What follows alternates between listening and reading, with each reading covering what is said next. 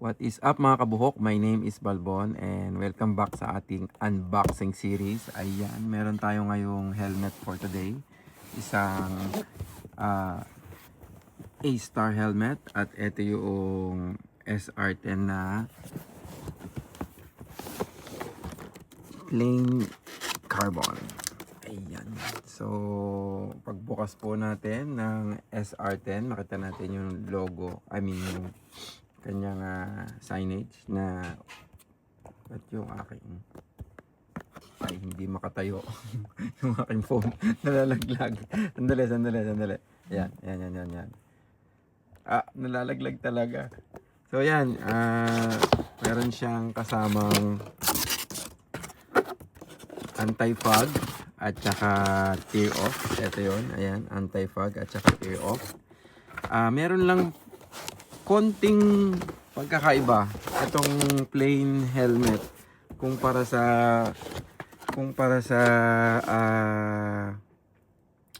graphics. Number one is wala siyang bag.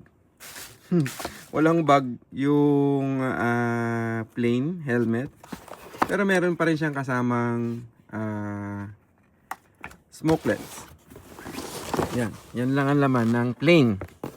So, ito mga manual. Tapos, yan, usog natin. Ito yung kanyang chin cover. Yan, isip natin itong box. Yan lang yung isa sa pagkakaiba ng plain. Ayan. Check out natin. Lagyan natin ito. So, yung plain na colors or monocolors or walang kulay, plain na carbon, wala siyang bag. And then, wala rin siyang extended na spoiler. So, parang ang kasama niya lang ay yung ang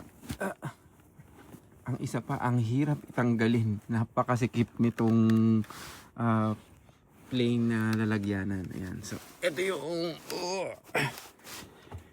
yung carbon look ng SR10. Ayan. So, wala siyang extended na spoiler. Kasi kung makikita nyo yung mga may graphics, mahaba yung spoiler niya. Mga hanggang dito. Ayan. Hanggang dito yung spoiler niya. Pero itong plain, yan lang siya. Oh. Maiksi lang. Hindi siya ganun kahaba.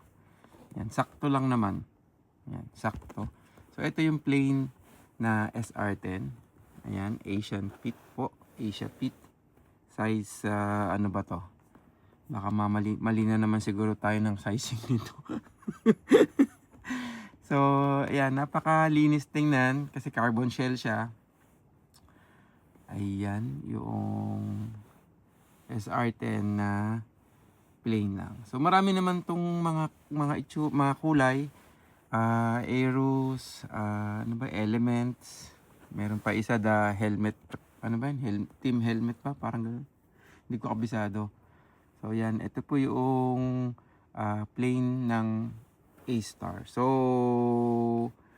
ang pagkakaiba ng plain, wala siyang bag.